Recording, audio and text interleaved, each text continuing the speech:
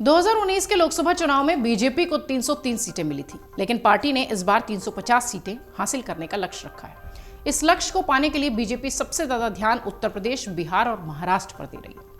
BJP के नेता भी मानते हैं कि इन तीनों राज्यों में चुनौती बड़ी हो सकती है।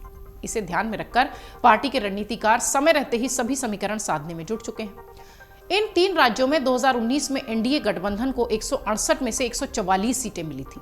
विपक्ष के पाले में केवल 28 सीटें गई थी। इनमें सबसे बड़ा झटका उत्तर प्रदेश, महाराष्ट्र में लगा था और उत्तर प्रदेश में बीजेपी को 10 सीटों का फायदा हुआ था। कांग्रेस को 2014 की तुलना में 1 सीट का नुकसान देखने मिला था। समाजवादी पार्टी के खाते में 5 सीटें आई थी। महाराष्ट्र में कांग्रेस को 1 सीट, एनसीपी को 4 सीट की सफलता मिली थी। 1 सीट एआईएमआईएम और 1 निर्दलीय के खाते में गई थी। बिहार की बात करें तो बिहार में विपक्ष के खाते में केवल 1 सीट आई थी। समाजवादी पार्टी के नेता इस पर कहते हैं कि सपा, कांग्रेस, आरएलडी और आईएनडीआईए गठबंधन सीट बंटवारों के बाद पूरी ताकत से चुनाव लड़ गया तो हम उत्तर प्रदेश में बीजेपी को बड़ा झटका दे सकते हैं। ये उनका दावा है। आइए जरा आपको बताते हैं कि क्या उत्तर प्रदेश में बीजेपी को आईएनडीआईए गठबंधन झटका देने में सक्षम है। राजनीतिक विश्लेषक क्या कहते हैं, आंकड़े क्या कहते हैं। पिछले दिनों समाजवादी पार्टी के राष्ट्रीय अध्यक्ष अखिलेश यादव कांग्रेस अध्यक्ष मल्लिकार्जुन खड़गे से मिले। उनके साथ पार्टी के महासचिव रामगोपाल यादव थे। अखिलेश की मुख्य चिंता है कि उत्तर प्रदेश का लोकसभा चुनाव, समाजवादी पार्टी चाहती है कि इसमें कांग्रेस कोई मध्य प्रदेश वाली गलती ना दोहराए, सपा को अहमियत दे, सपा को तवज्जो दे।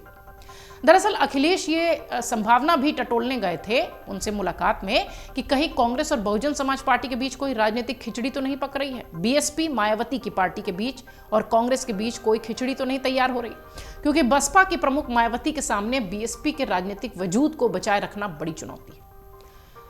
मल्लिकार्जुन खड़गे ने उन्हें समाजवादी पार्टी को महत्व दिए जाने के लिए आश्वस्त किया है। ऐसी बात निकलकर सामने आई कि मल्लिकार्जुन खड़गे ने यह बात कही है। ऐसे घटनाक्रम पर बीजेपी नेताओं की भी निगाहें हैं।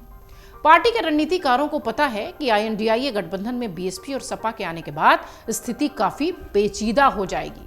माना यह जा रहा है कि ऐसी स्थिति में विपक्षी गठबंधन का वोट 42% के आंकड़े को पार कर सकता है। विपक्षी गठबंधन के सीटों की संख्या भी बढ़ सकती है। आपको बता दें 2019 में बीएसपी, सपा और आरएलडी ने मिलकर चुनाव लड़ा था। इस गठबंधन को 38.89% वोट मिले थे और कुल 15 सीटें मिली थी, जिनमें से बीएसपी के पाले में 10 और सपा के पाले में 5 सीटें आई थी। कांग्रेस ने 67 सीटों पर अपना उम्मीदवार उतार दिया था। सोनिया गांधी को छोड़कर सभी प्रत्याशी चुनाव हार गए थे। इसी के समानांतर एनडीए ने 80 सीटों पर प्रत्याशी उतारा था। बीजेपी के 78 और अपना दल के 2 प्रत्याशी मैदान में थे। एनडीए के खाते में 50.76 यानी लगभग 51% वोट आए थे।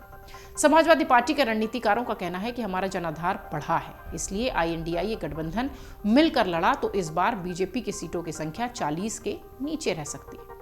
बीएसपी के सूत्र ये भी कहते हैं कि मायावती ने भले ही 80 सीटों पर प्रत्याशी उतारने की घोषणा की हो, लेकिन बिना किसी दल के साथ तालमेल के 2019 जैसा नतीजा मिल पाना मुश्किल है। वहीं बिहार की अगर बात करें तो यहां पर लोकसभा की 40 सीटें हैं। बीजेपी ने 2019 में जेडीयू, लोजपा, एलजेपी के साथ मिलकर चुनाव लड़ा था। 17 सीट पर बीजेपी, 17 सीट पर जेडीयू के प्रत्याशी थे और 6 सीटों पर एलजेपी ने चुनाव लड़ा था। एनडीए के खाते में 40 में से 39 सीटें आई थी। दिलचस्प बात यह है कि इसमें बीजेपी के खाते में 23.58% और जेडीयू के खाते में 21.81% वोट पड़े थे। इस बार राजनीतिक और जातिगत समीकरण 2019 के बाद से बदला है। 2024 में जेडीयू कांग्रेस की मुख्य भूमिका में बने आईएनडीआईए गठबंधन का अहम हिस्सा है। राज्य की सबसे बड़ी पार्टी राष्ट्रीय जनता दल भी आईएनडीआईए गठबंधन में है।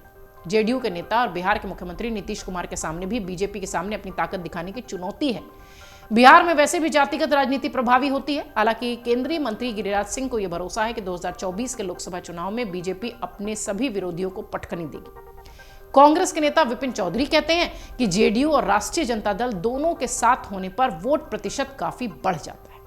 बिहार में कांग्रेस का भी 8% का वोट है, इसलिए 2024 में आईएनडीआईए गठबंधन के दल साथ मिलकर चुनाव लड़ते हैं तो 2019 में एनडीए को मिली 39 सीट में से करीब आधी सीटों का घाटा हो सकता है। उनका यह भी कहना है कि यही कारण है कि बीजेपी बिहार में सब कुछ ठीक करने पर विशेष ध्यान दे रही है। अब जरा समझिए कि महाराष्ट्र की क्या स्थिति है। महाराष्ट्र में क्या शिंदे और पवार के साथ मिलकर मैदान में बीजेपी उतरने की तैयारी करेगी? बीजेपी के भीतर खाने महाराष्ट्र के नेताओं में इस वक्त इसी सवाल के साथ हलचल है।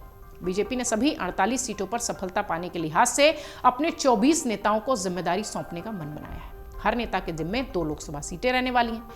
महाराष्ट्र बीजेपी के एक बड़े नेता कहते हैं कि जो बीजेपी के साथ आया वो रहेगा। हालांकि नीतिगत मामलों में बीजेपी के राष्ट्रीय अध्यक्ष जेपी नड्डा निर्णय लेंगे, लेकिन दबी जुबान से यह भी चर्चा है कि बीजेपी शिंदे की शिवसेना और अजीत पवार की एनसीपी से तालमेल न बन पाने पर सभी 48 सीटों पर अपने उम्मीदवार उतार सकती है। हालांकि ये चर्चा है।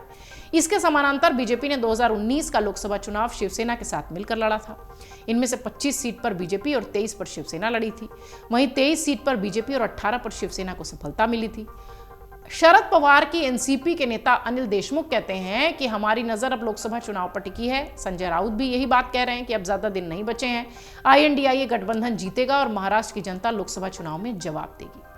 देखा जाए तो इन तीनों ही राज्यों में निश्चित तौर पर बीजेपी को मेहनत करने की जरूरत है और बहुत संजीदगी के साथ काम करने की जरूरत है।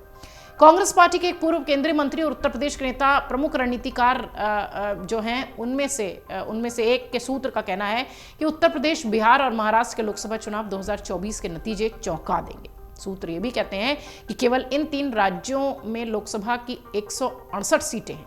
2024 के लोकसभा चुनाव में विपक्ष इसमें से करीब 50% तक की सेंध लगा सकता है। सूत्र का कहना है कि उत्तर प्रदेश में इस बार कांग्रेस को उम्मीद है हम सहयोगियों के साथ मिलकर अच्छी संख्या में सीट जीतेंगे। अब देखना यह होगा कि यूपी, बिहार और महाराष्ट्र के लिए बीजेपी कौन सी रणनीति बनाती है जिसके तहत वो काम करेगी और चुनावी मैदान में उतरेगी, क्योंकि अब बहुत कम समय बचा हुआ है और जिस तरीके से चुनावी मैदान में पार्टियां नजर आ रही हैं, निश्चित तौर पर करो या मरो जैसी सिचुएशन के साथ तस्वीर लोकसभा चुनाव में भी नजर आएगी। अगर आप ये वीडियो YouTube पर देख रहे हैं तो हमारे चैनल को सब्सक्राइब करें और बेल आइकन को दबाना ना भूलें। अगर आप Facebook पर ये वीडियो देख रहे हैं तो हमारे पेज को लाइक करें।